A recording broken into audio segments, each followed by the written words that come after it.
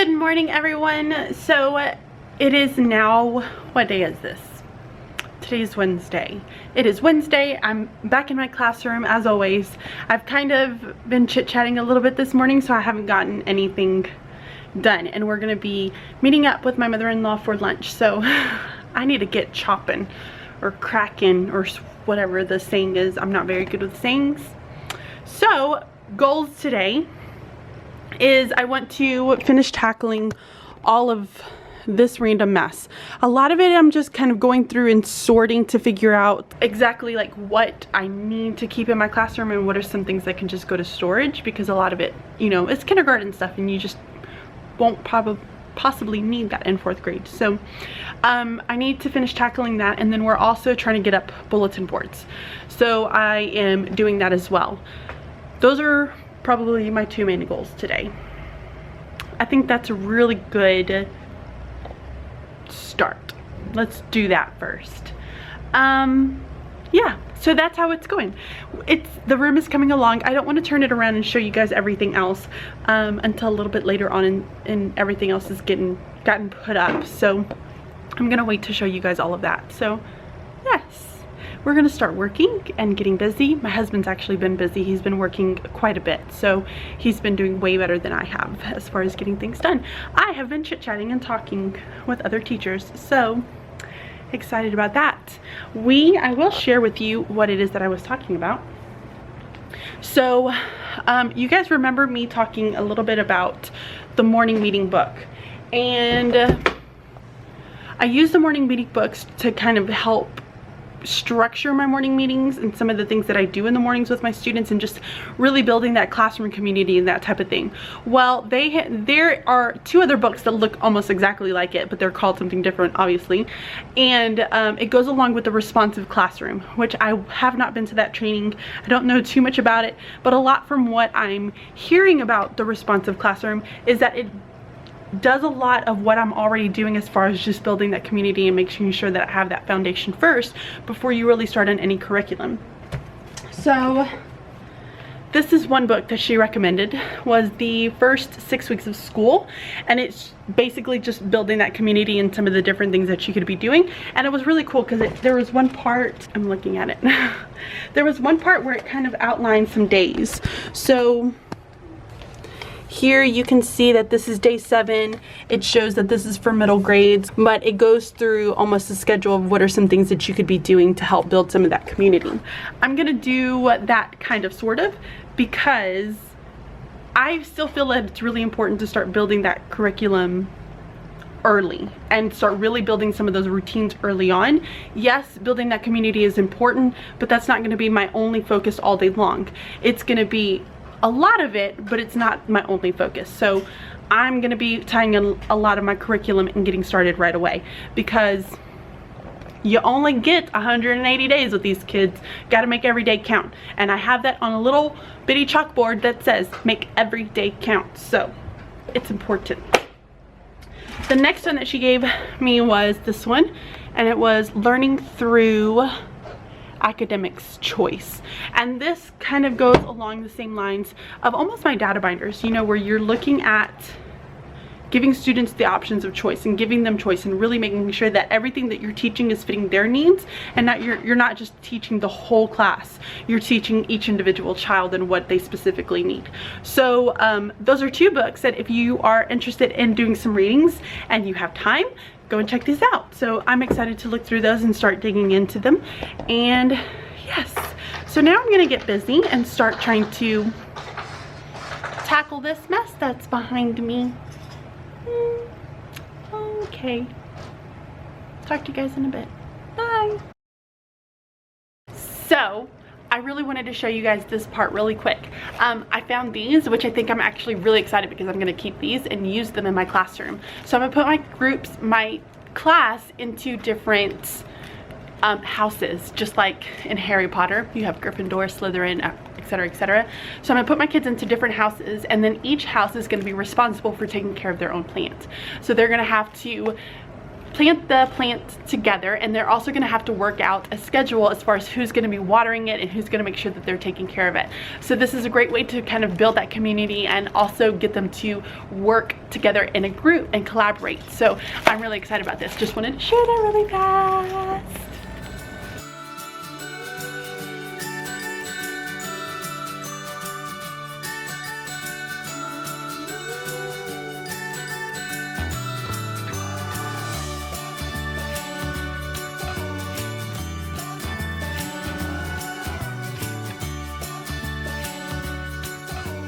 Didn't get a lot done right now, but we're gonna head out and go have lunch. What are we having?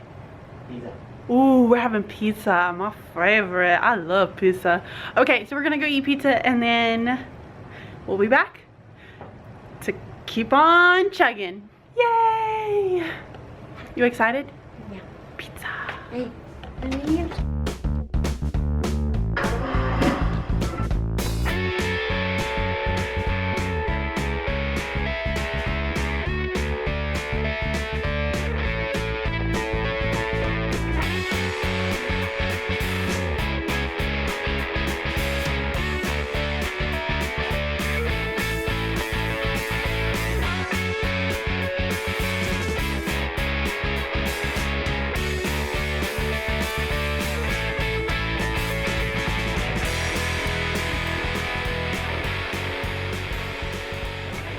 Okay, so I am, remember when I said I was gonna clean up that mess that was on the floor over there? Yeah, that didn't happen. So I started talking with people, and I mean, y'all, stuff happens. Stuff really does happen, and I get distracted and then I don't do it. Anyway, so I was cleaning up just a little bit and I found this book. Rocket Writes a Story, and there's also Rocket Reads. Rocket Learns to Read. These are such phenomenal books for the beginning of the year. And the reason I say is in this book, and I'll show you just a little bit of it because it is really, really cute. It talks a lot about inspiration and just building that inspiration. Where do you get inspired to write? And that inspiration is everywhere. So I really love it, and can even fit the upper grades. I used it in kindergarten every single year. I'm gonna use it in 4th grade just because these kids need to know where to build that inspiration from. So I'm gonna show it to you. Okay, so the story is by Tad Hills, and Rocket is the little bitty dog, and the little bird is his teacher. And in the beginning of the book, Rocket talks about how he loves books and how he loves to read, and then that books are inspiring and that there are words everywhere. So he starts looking for words, and he can't seem to find any words because all the words that they've already found are on the tree. So he gets kind of bummed out, and he says, I don't know what to write. And she goes, just stick to it and you'll find something. Well, one day he smells something and he spots a little nest in a tree, and he starts going to this nest and starts finding words from this little owl. And the little owl is very, very nervous. And doesn't like to come down. So there was one day where she kind of wrote on the floor owl, and he stops and he sees the word. So he takes the words to its teacher. And after a while, they start to become really good friends. The puppy and the owl become really good friends.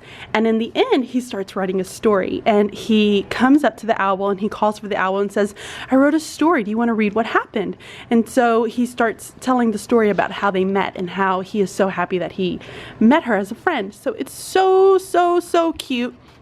So it just really talks about building up a lot of that inspiration and just knowing that there are stories everywhere, and that, you know, sometimes even if it seems like you're stuck and you don't know what to write, just look everywhere for inspiration, because there is inspiration everywhere. It can be from your friends, your family, from things that are happening at school. So definitely, definitely, definitely go check out this book. It is really, really great.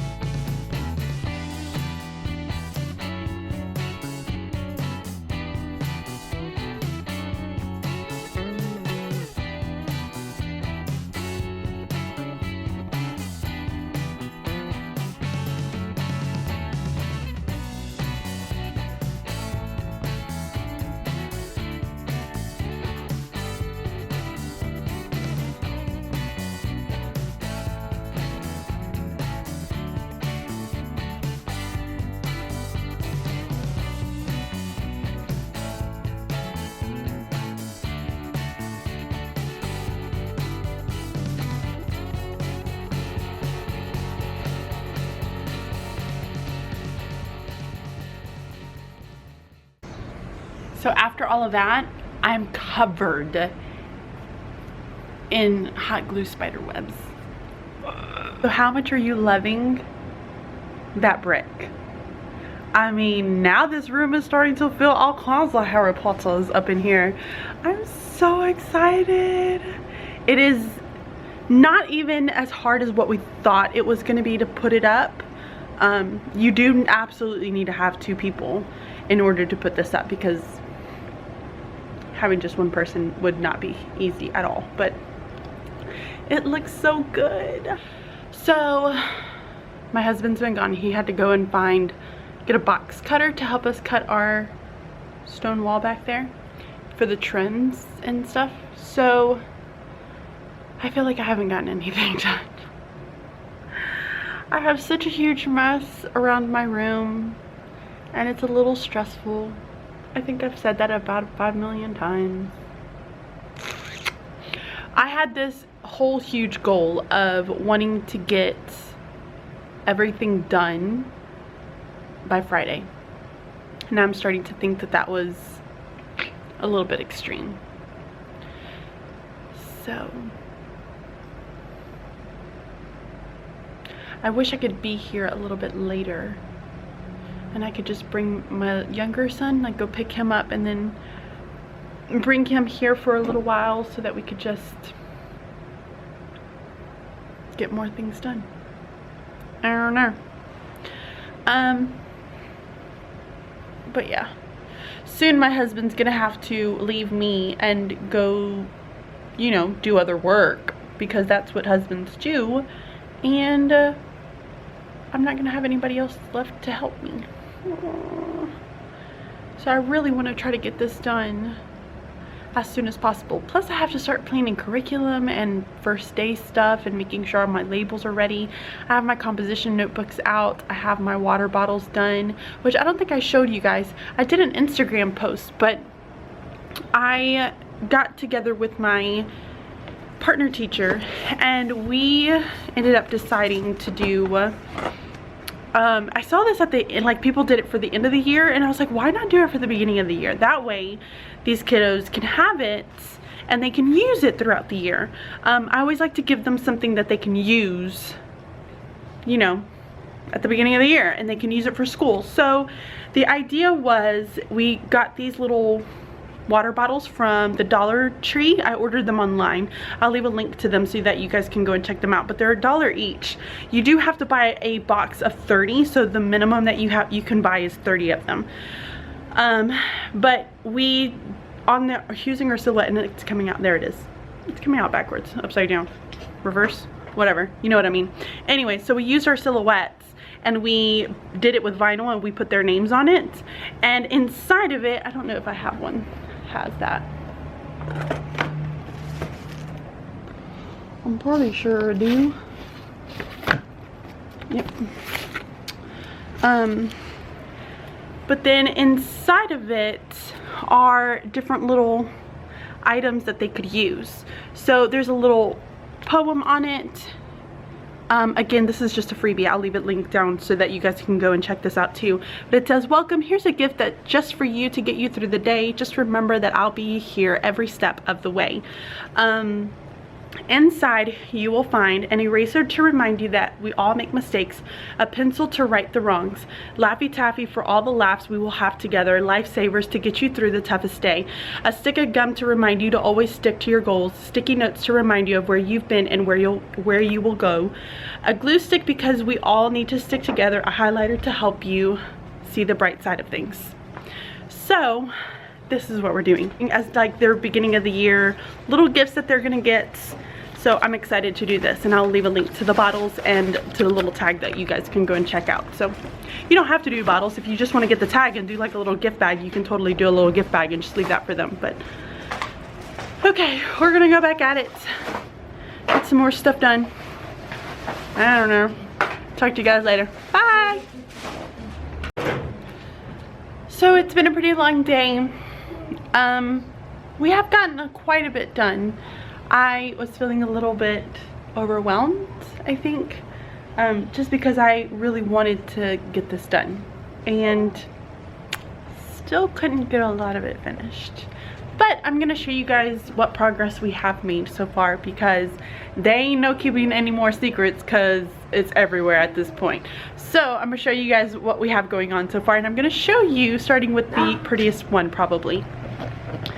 So I finished up with this little corner, and this is one of my first bulletin boards. So I did have planned to do like the different house colors, the red, green, and then the blue was the background, but my husband said that this looked like a stoplight, and then when you put it up on there, it really did look like a stoplight, and it just took away from it. So I used a roll of burlap, and I bought this at a, oh gosh, I want to say like it was a planting place, or a gardening place.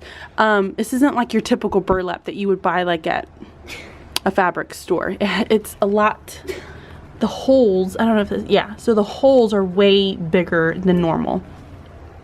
So I had this left over from my wedding, and we cut them into strips and just folded it, stapled it, folded it, stapled it. So it came out really cute. I'm pretty proud of it. I love it. I'm gonna add some different things onto it really to make it pop and make it feel very Harry Potter-esque. So the next thing that we ended up deciding to do was to cover the entire front wall.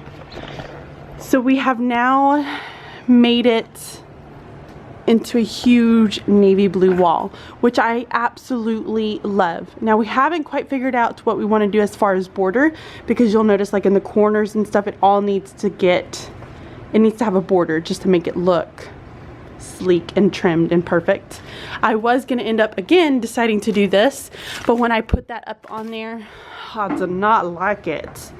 And I really don't want to have to use burlap because it's gonna take me forever. This little bulletin board, I felt like it took me forever to do.